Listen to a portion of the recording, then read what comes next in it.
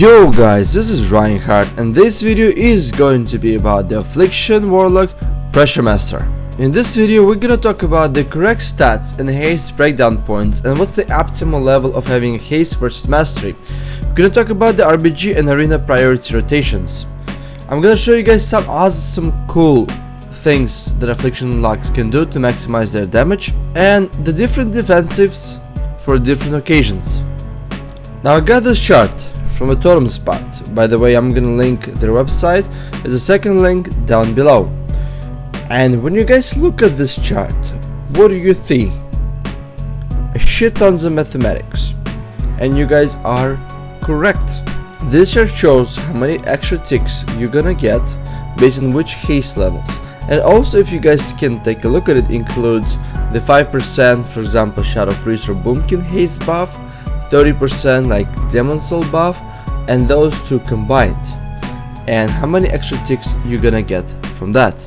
Haste and mastery basically kinda go hand to hand together, but the more haste you put in, the more extra ticks you're gonna get, but the more haste you put in, the less mastery you're gonna have, and then less damage your ticks are gonna do.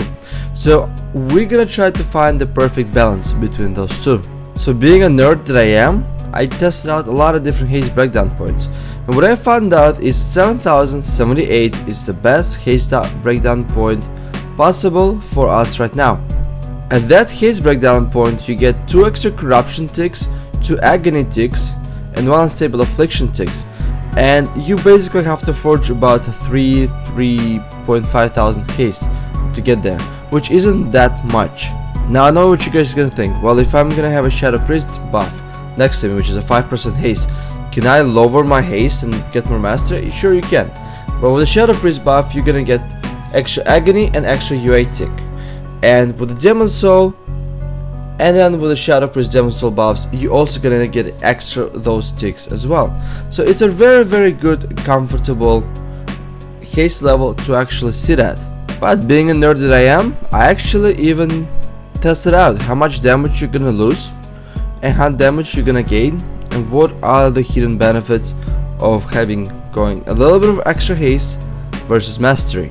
If you're gonna go with a 7078 haste, you're gonna lose approximately 10% mastery, 6% overall damage loss because you're gonna get those extra ticks, that's why it's less, and then you're gonna lose about 10% damage of your dispelled UAs, which is pretty big. But going with the extra haste will give you lower global cooldown reductions, which is a major thing when you're doing a lot of instant cast soul swap targets. You're gonna have a lower cast times on your fears and set of corruptions, and you're gonna get extra 10% more shards per corruption application, which over a 3-minute arena match or a 3-minute fight in RBG is huge.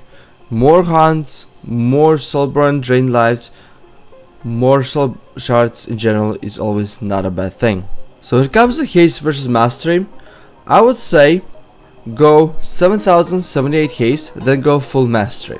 And of course it depends on what the individual person wants to, but that's kind of my thing for optimizing your stats. You will gain a lot of extra ticks on every single different level. You're gonna get it with the Shadow Priest buff, you're gonna get it with your Demon Soul buffs, and you're even gonna get it with your Shadow Priest plus Demon Soul. So with that said, try it out, see if you like it. Okay, so when it comes to actual dot application, let's talk a little bit about that first. So what a lot of people do is when they're applying dots, they like to soul swap right away, which is not the best thing to do.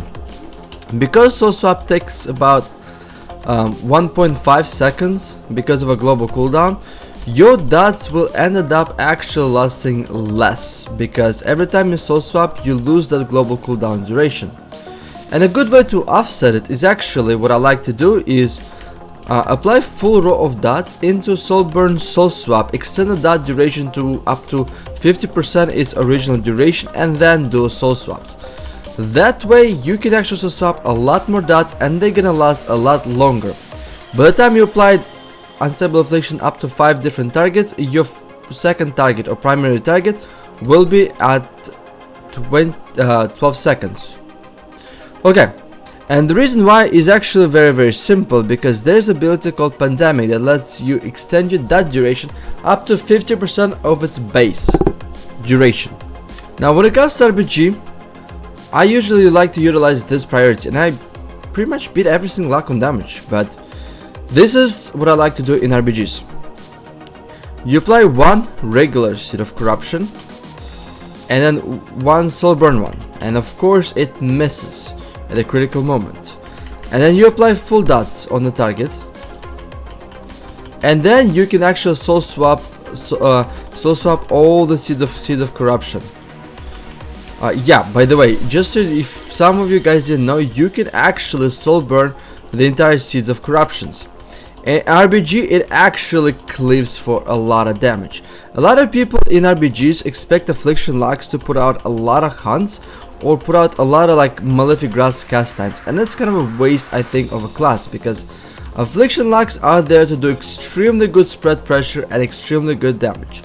Keep in mind, like you guys can see, because your soul swap is on global cooldown, that means those Seeds of Corruptions are gonna expire, and relatively soon.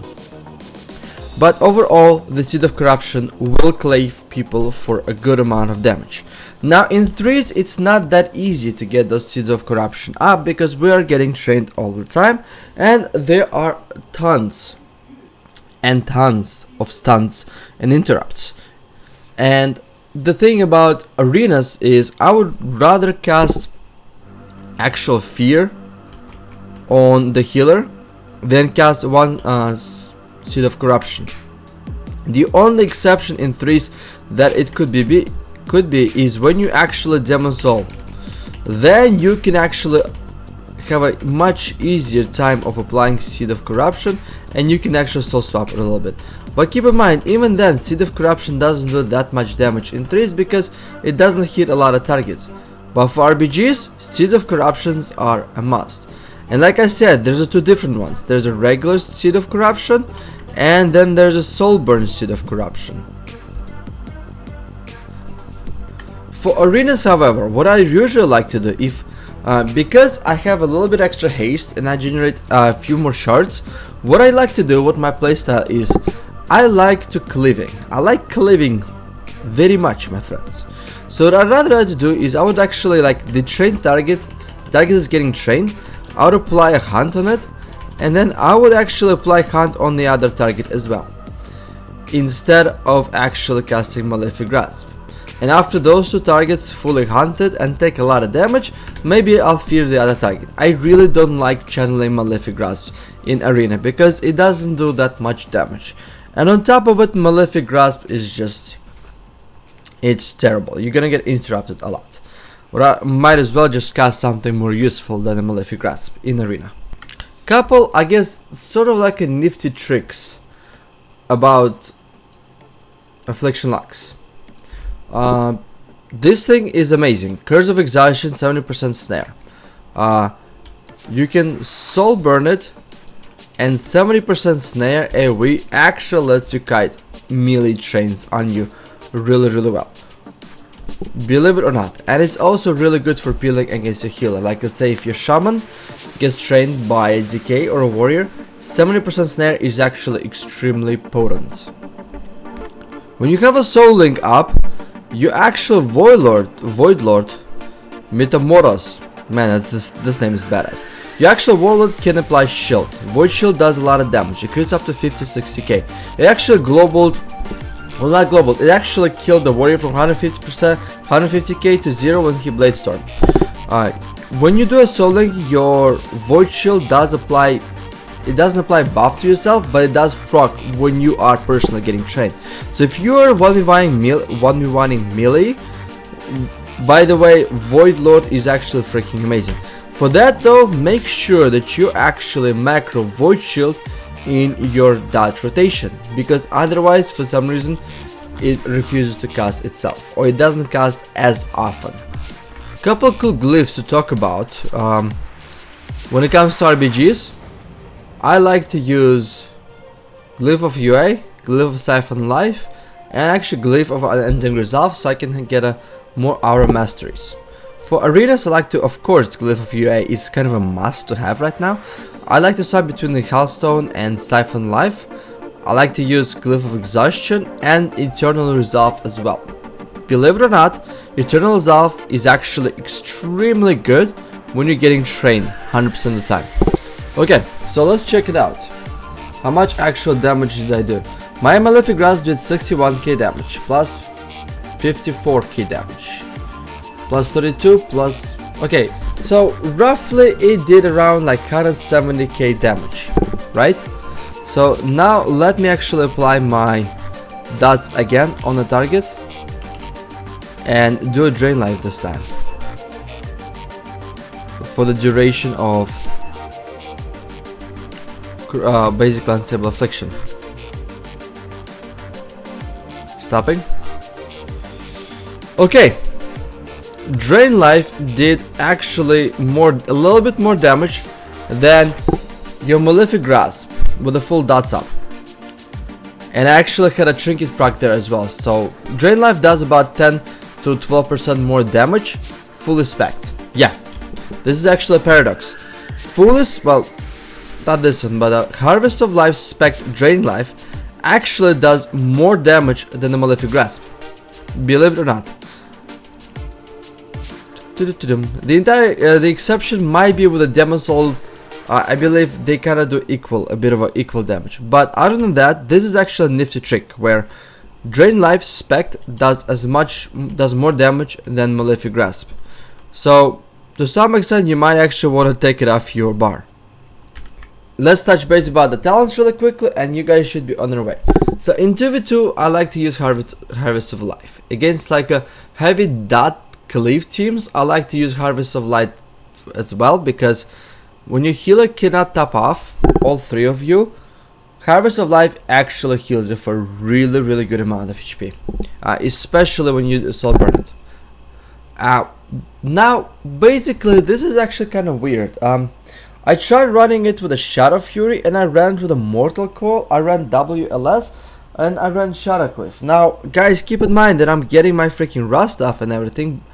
I played about, like right now I'm playing around like 2k, 2.1k MMR, but surprisingly enough, actually they both can compete with each other. Shadow Fury is for a control when you're getting trained, and then Mortal Coil is actually way better when you actually do a hard swap to a healer with a stun, silence, and coil.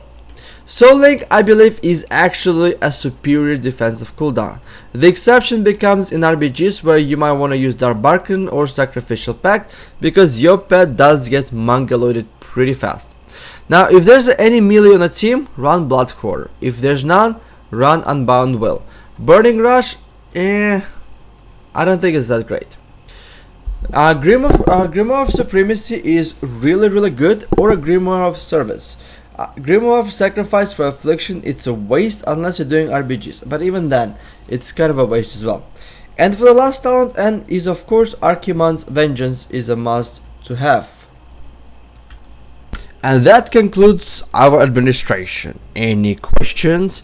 No, but in all honesty, I believe this is about it when it comes to Affliction Luck. Of course, if you really want to know more of Affliction Luck, I do have Affliction Luck Pressure Master from the previous seasons. So this one was talking about a little bit about the rotation priority system. To summarize this video, it's very simple. Try running 7078 haste.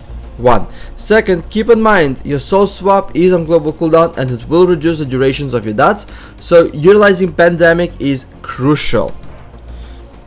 Multi-hunting in arena is actually not a bad thing. Believe it or not, if you can actually hunt your kill target and then hunt another target that is sitting already at 50%, by the time your healer has to kite the melee, the other target will most likely be close to dying.